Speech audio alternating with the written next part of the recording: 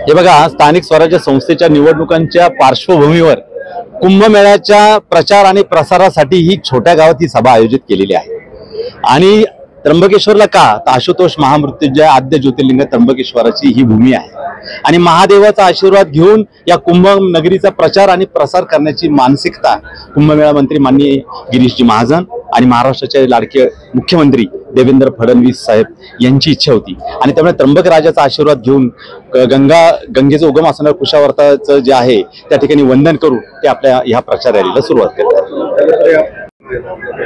नाही, हे कुंभमेळ्याच्या प्रचाराचं आणि कामांच्या दृष्टीने लवकर उरक व्हावं एक असं समजायचं की छोटेखानी आढावा बैठक आणि प्रशासनाला रेट आहे।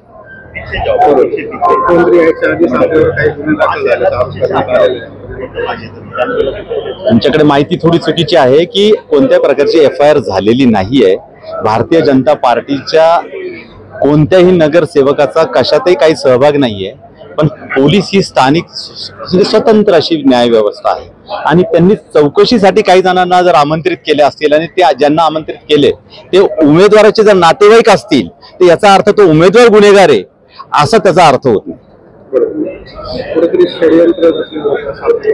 काय आहे की हे बघा, इथे निवडणुका निकोप पद्धतीने व्हायला पाहिजे, पण आगामी कुंभमेळ्याच्या हिशोबाने प्रत्येकाला वाटतं की मला याच्यात सहभाग व्हावा।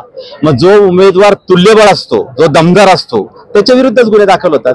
तर जे दमदार आहेत त्यांच्या विरुद्ध गुन्हे दाखल झाले, उद्या माझ्यावर जर दाखल झालं तर त्याचं वेगळं वाटायला काही कारण नाही का?